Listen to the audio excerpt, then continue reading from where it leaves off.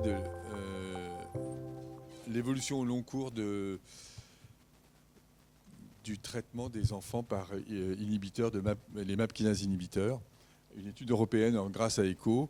Bon, on est maintenant 15 ans après le BRAF, donc 15 ans de l'ère BRAF dans l'histiocytose et de la BRAF révolution, la Barrett révolution. Sur le suivi à long terme, il y a 0 étude au-delà de 4 ans de suivi dans l'histiocytose langerhansienne. On sait déjà les résultats de la saison 1. La saison 1 nous a dit, bon, on l'a publié en 2019, pour dire sur la plus grosse série, 54 cas, mais avec un suivi de 22 mois. Et on sait que ça marche, mais que ça rechute, la maladie rechute dès qu'on arrête le traitement. Donc on sait que la charge BRAF très fréquente, donc alors je ne redéveloppe pas, dans les histiocytoses langerhansiennes avec atteinte des organes à risque, diminue sous inhibiteur de MAP kinase, mais ne disparaît pas. On sait qu'on n'est pas arrivé, en tout cas dans la première étude, à trouver une piste pour une exit stratégie, pour une stratégie d'arrêt du traitement, que ce soit des traitements simples comme l'association de MAP kinase inhibiteur avec du vinblastine ou des corticostéroïdes, mais aussi des traitements aussi lourds que la transplantation médulaire. Par contre, il y a une chose qui est à peu près certaine, c'est qu'en vraie vie, et ça au moins on a les données françaises, on a un nombre de cas dans le registre qui est chez l'enfant variable d'une année à l'autre, mais autour de 70-80 cas par an, mais on n'a plus de décès. Donc il s'est passé quelque chose. On l'a vérifié sur les atteintes hématologiques et dans le papier qui est avec Julian là, dans Blood. On est passé d'une série historique avec une survie qui était autour de 50% dans les années 90 à un résultat qui était assez encourageant dans les années 2010 avec l'association de CDRAC. Et maintenant, pratiquement, on est à 100% de survie donc c'est la courbe verte tout en haut, dans les histiocytoses langerhansiennes. Donc, saison 1, on sait traiter et contrôler une maladie histiocytaire très potentiellement mortelle chez l'enfant. Maintenant, le problème, c'est qu'on a une dépendance vis-à-vis des inhibiteurs de MAP kinase et que la question qui se pose, c'est qu'est-ce que ça devient au long cours. Comme question, disons, liée à ça, il y a combien de temps peut-on prescrire les inhibiteurs de MAP kinase ? La question, c'est la toxicité au long cours. La toxicité à court terme, mais on la connaît un peu, mais le long cours, on ne sait pas. Est-ce qu'il y a une solution pour l'arrêt du traitement et est-ce qu'on a transformé l'histiocytose d'une maladie potentiellement très aiguë pour certains patients à une maladie chronique? On a mis en place une étude observationnelle. On en veut aux industriels de ne pas nous soutenir, mais on en veut aux industriels de ne pas soutenir les histiocytoses, mais en même temps, c'est compliqué.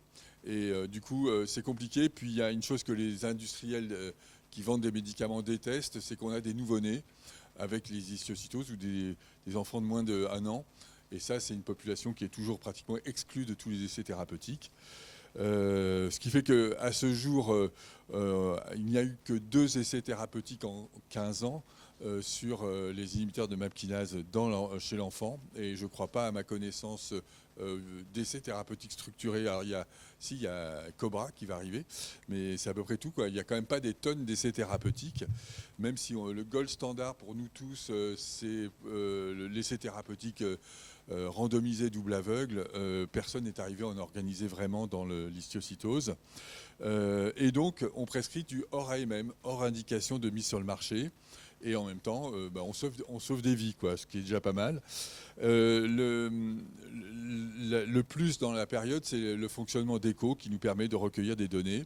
Alors je fais juste un focus sur les 2 essais publiés, dont un par Dimitri, qui est un essai de l'équipe du Rogatchev à Moscou, qui a fait un essai de phase 2 non randomisé, où ils associaient les inhibiteurs de BRAF qui étaient, il me semble, Vemurafemib, avec du 2-CDA plus le racitine, dans une logique de tester l'exit stratégie, la stratégie d'arrêt du traitement.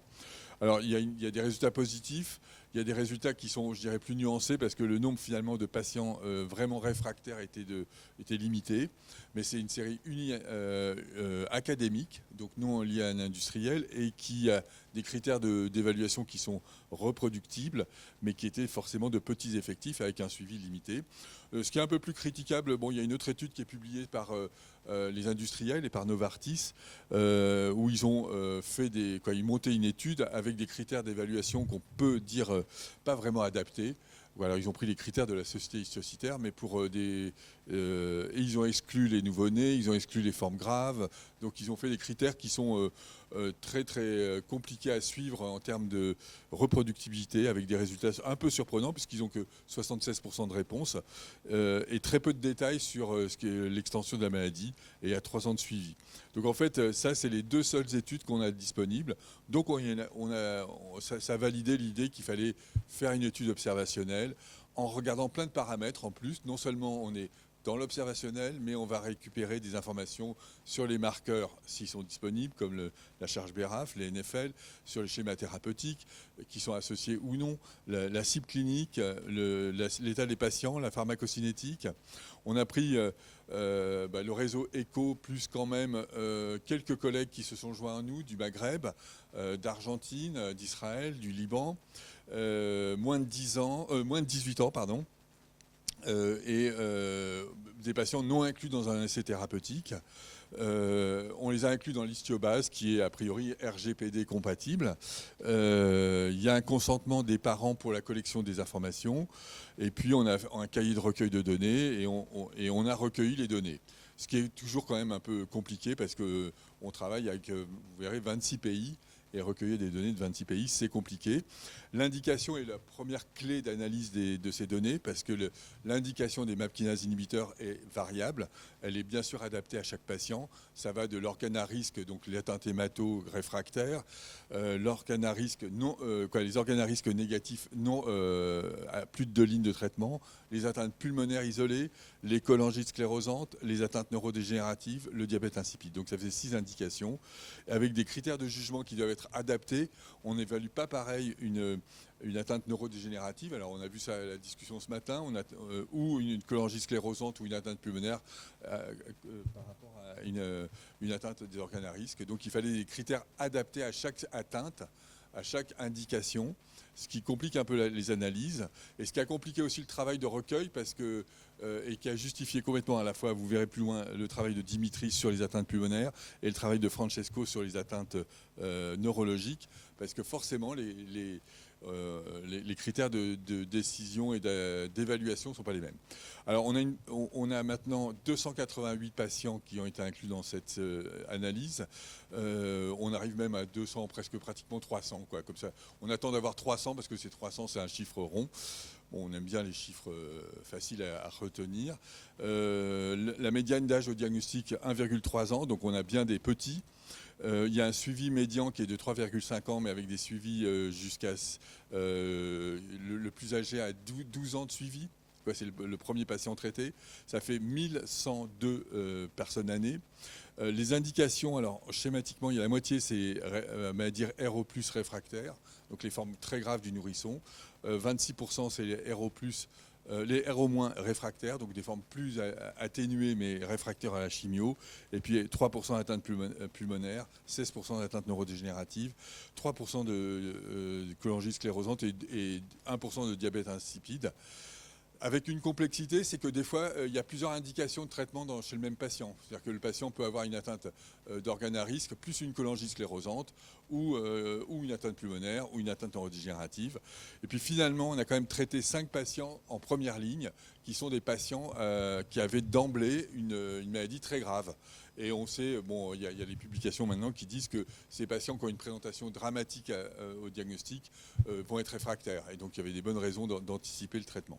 Bon voilà, les pays, c'est 26 pays, 56 institutions, plus de 150 médecins. Le statut mutationnel, c'est très largement BRAF. On a 85% de BRAF. On a 10% de MAP2K1, donc à peine 10 patients. 4%, 1% d'autres mutations, des lésions de BRAF par exemple, et puis 25 patients, 10%, en fait, qui ont été étudiés uniquement pour BRAF étaient négatifs pour BRAF et on n'a pas la mutation exacte de ces patients. En multicentrique, ça peut se comprendre. Sur les 217 BRAF, il y en a 129 qui avaient une charge BRAF au diagnostic. Alors là, c'est un petit diapo dessous qui est plus compliqué à comprendre, c'est que selon le type d'atteinte, disons les mutations, le paysage mutationnel est un peu différent. Dans les atteintes à organes à risque, on a essentiellement des BRAF, mais on a des MAP de K1. Dans les atteintes neurodégénératives, pratiquement, on n'a que des BRAF, sauf un patient qui était négatif, ou en tout cas pour lequel on n'a pas eu l'information. La charge BRAF, elle est très variable selon le diagnostic, mais schématiquement, on a vu des charges BRAF positives que dans les RO+, quoi. Alors voilà, donc si on regarde aussi d'autres valeurs, alors c'est un peu fastidieux et je vais peut-être aller très vite là-dessus, mais en gros, l'âge des patients est très variable selon l'indication. Les RO+ réfractaires, c'est des petits. Les atteintes neurodégénératives, alors c'est des petits, c'est 2 ans au diagnostic, mais c'est 11 ans au niveau de l'indication de MAP de K1. La thérapeutique, alors on a des Vémurafémib, du Dabra, de l'Encorafénib, Cobi, Traba, Binitimib. Donc on a les différents traitements en détail. Et ça c'était important parce qu'on a les dates, les doses de traitement, la durée cumulée. Alors on a fait des schémas comme ça, des swimmer plots pour chaque indication. Dans un swimmer plot par exemple, vous avez là donc la durée en axe des X, c'est la durée cumulée de traitement. Et puis, pour certains patients, vous avez les périodes de traitement, les périodes d'arrêt de traitement. En gris, c'est les périodes d'arrêt de traitement. Bref, ça donne un peu de corps à toute cette série, mais qui a demandé quand même beaucoup d'efforts d'analyse. Et puis on a regardé les résultats avec 4 axes, l'effet indésirable, l'efficacité, stratégie d'exit, exit stratégie et risque d'atteinte neurodégénérative. Alors les effets indésirables, le premier effet indésirable notable, c'est bien sûr le décès. Et on a 7 décès sur les 288. On a un décès sur atteinte neurodégénérative. C'est le cas, c'est le petit Florent, mais qui avait une intolérance au traitement par VMU. Et donc on ne peut pas dire qu'il est évaluable et que le décès est lié au VMU. On a un autre patient qui a été transplanté du foie et qui est décédé 2 ans après une transplantation d'une septicémie à pneumocoque. Là aussi, ce n'est pas vraiment lié au VMU. Et on a 5 patients qui étaient des patients réfractaires qui sont décédés. Alors souvent dans des conditions qui évoquent avant tout, quand on regarde le détail, le rôle de la chimiothérapie qui a été ajouté pour essayer de trouver plus d'efficacité ou de stopper le traitement par VMU. Et donc, dans aucun des cas, on a trouvé des décès liés au VMU lui-même. En termes d'autres effets indésirables, il y a les leucémies, quoi. On a 2 cas de leucémie qui sont survenus, un qui va entraîner un décès, un qui a été traité par une greffe de moelle.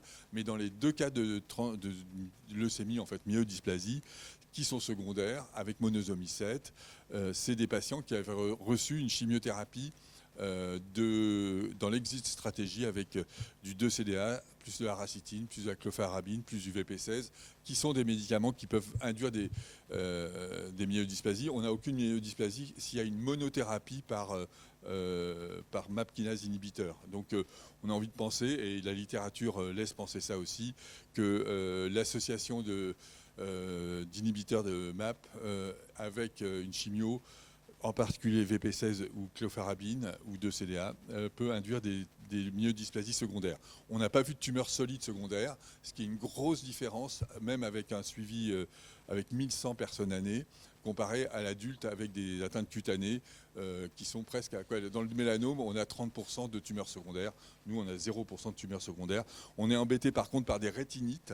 Et il y a 9 patients qui ont des atteintes rétiniennes, dont un avec une perte d'acuité visuelle. Et tous ces médicaments peuvent être responsables. On a eu une cardiomyopathie transitoire. Ça, c'est les toxicités sévères, et on a des toxicités plus modérées avec soit des douleurs osseuses avec le dabrafénib, soit de la photosensibilité avec le vémurafémib. Donc la toxicité, en tout cas si on compare historiquement avec 2-CDA-RAC qui était le standard, ça n'a rien à voir, c'est relativement acceptable. En termes d'efficacité, alors ça dépend vraiment de l'indication. Si on est dans les formes réfractaires de d'histiocytose, on est pratiquement à 100% d'efficacité. Et si on prend les atteintes pulmonaires, alors Dimitri va développer, mais c'est, je dirais, à peu près deux tiers qui ont une efficacité, mais il y a des échecs. Dans les atteintes les cholangites sclérosantes, on n'a aucune efficacité. Dans les atteintes neurodégénératives, c'est très difficile d'évaluer l'efficacité, d'où la contribution de Francesco, que je ne développerai pas plus. Dans le diabète insipide, il n'y a aucun intérêt, on n'a pas vu d'efficacité. Alors, donc, ce matin, on a parlé donc de l'atteinte neurodégénérative, je ne le développe pas. Le poumon non plus, Dimitri va en parler. Un mot sur les cholangites sclérosantes. Alors, 24 patients ont reçu des MAP kinase inhibiteurs pour une cholangite sclérosante, qui est une complication donc, connue de l'histiocytose. 11 parce qu'il y avait une cholangite sclérosante primaire au premier plan, et 13 parce que c'était associé à d'autres atteintes, en particulier des atteintes dites à risque organe. La médiane d'âge de diagnostic, c'est 1,6 ans et un suivi de 3,4 ans. Donc ça commence à être conséquent. On avait 19 BRAF et 600E. Une délétion de BRAF et un MAP de K1 et puis 3 patients qui étaient BRAF négatifs mais dont on n'avait pas la mutation.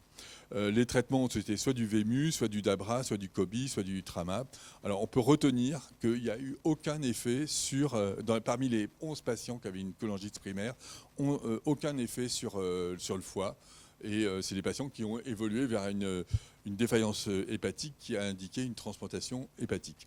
Mais il y a par contre, dans les patients qui avaient un début de cholangite sclérosante, on a vu 4 régressions de l'aspect anatomique de la cholangite, ce qui est quand même un peu sympa, quoi, parce qu'on ne s'attendait pas du tout à avoir un résultat comme ça. 4 sur 24, c'est pas beaucoup, mais c'est déjà ça. 11 ont été transplantés. Il y a 6 patients qui sont en attente de greffe de foie. Il y a eu 2 complications majeures après la greffe de foie, mais qui ne sont pas liées à la thérapie. Un a eu une lymphoprolifération EBV et qui a été contrôlée, et un est décédé d'une septicémie à pneumocoque 2 ans après la greffe.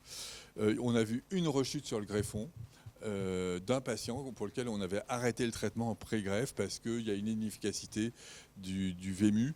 Et c'était le cas où c'est le patient qui avait associé au VEMU de la rifampicine, qui est un inactivateur du VEMU. Donc en post-greffe, au total, 8 patients ont arrêté le traitement. 2 avant la greffe, il y en a un qui a rechuté, et 6 en post-greffe et aucun n'a rechuté. Donc on a des résultats qui sont quand même encourageants dans le sens où l'effet des MAP kinase inhibiteurs dans ce contexte permet la greffe de foie et permet de sauver les personnes concernées. Sur les patients réfractaires, donc RO+, RO-, on est à 220. Le taux de réponse, donc je vous ai montré la courbe de survie. Le seul patient qui est décédé dans ce groupe est hormis les formes secondaires où il y a eu des chimios associés, c'est un patient qui a eu un traitement qui a été arrêté à J7. Les cliniciens ont eu peur de l'histiocytose en quelque sorte, et on pensait que c'était un effet indésirable du traitement. Ils ont arrêté le traitement, la maladie a flambé et ils ne sont pas arrivés à la rattraper. Donc on a un taux d'échec qui est de 0,5%. On voit que la charge BRAF diminue, mais là aussi, on sait aussi que le taux de rechute après l'arrêt du traitement, il est à peu près celui des séries historiques. On a 75% de rechute après l'arrêt du traitement. Et surtout, ce qu'on a regardé, c'est est-ce qu'il y avait les associations de traitement, les exit stratégies, sur le long terme, ça marchait ou ça ne marchait pas.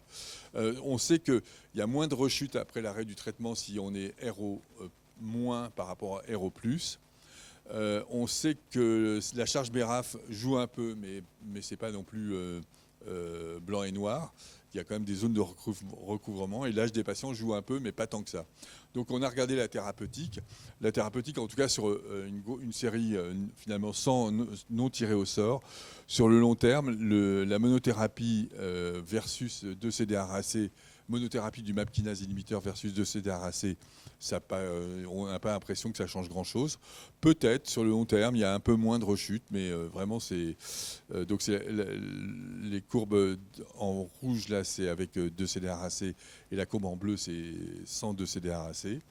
Sur le vinblastine, on a l'impression que les deux courbes se rencontrent.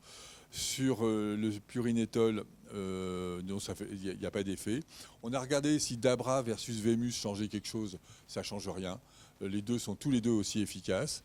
Donc voilà, on est en termes d'efficacité au long cours de cette étude, on va surtout sortir que on a l'impression que c'est pas si simple que ça, quoi. Si vous pouvez peut-être gagner un poil de rechute à long terme avec le 2-CDRAC, mais vous augmentez le risque de myodysplasie. C'est pas si gagnant-gagnant comme approche.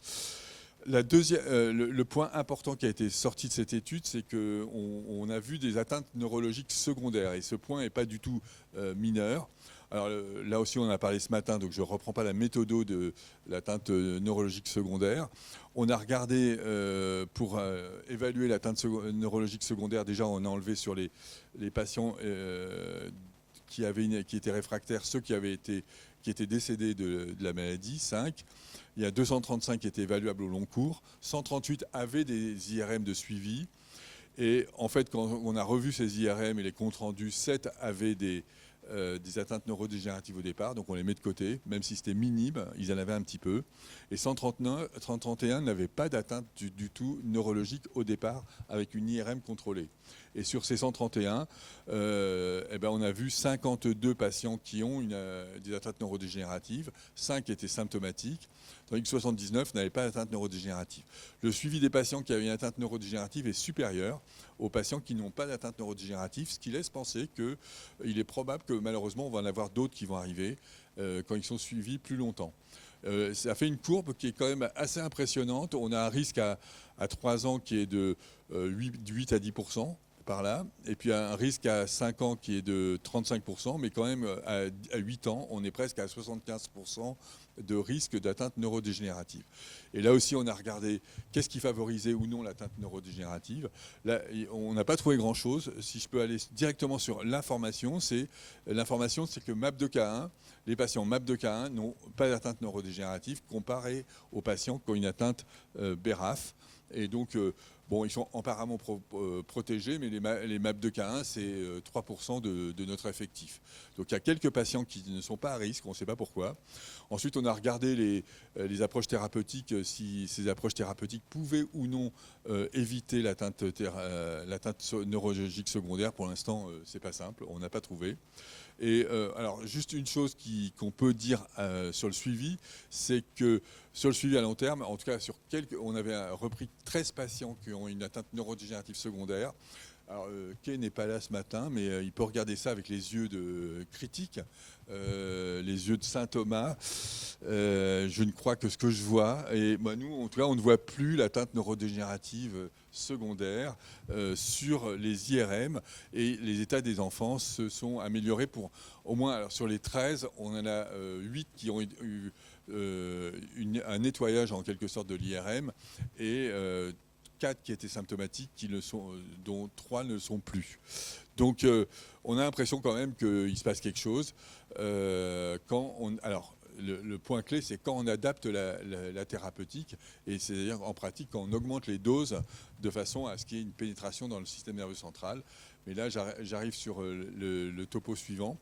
En tout cas, sur la conclusion, c'est que les inhibiteurs de MAP kinase ont changé la vie, le pronostic vital des atteintes neurodégénératives, des atteintes dramatiques de l'histiocytose ancienne, mais n'éradiquent pas le clone. Et dans l'état avec les dosages standards qui contrôlent la maladie systémique, on a une mauvaise pénétration dans le système nerveux central. L'arrêt du traitement, il est possible à peine chez 25% des patients, et plus si on a une forme R au moins.